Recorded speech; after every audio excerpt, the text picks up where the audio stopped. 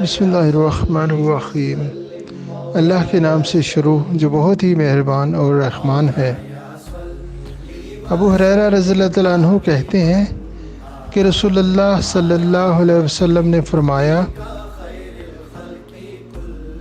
حیا ایمان کا ایک جزو ہے اور ایمان والے جنت میں جائیں گے،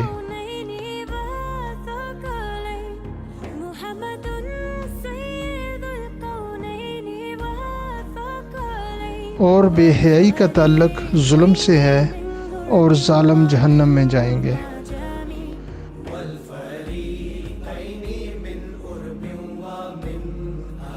سنن ترمذی حدیث نمبر 2009 باب 28۔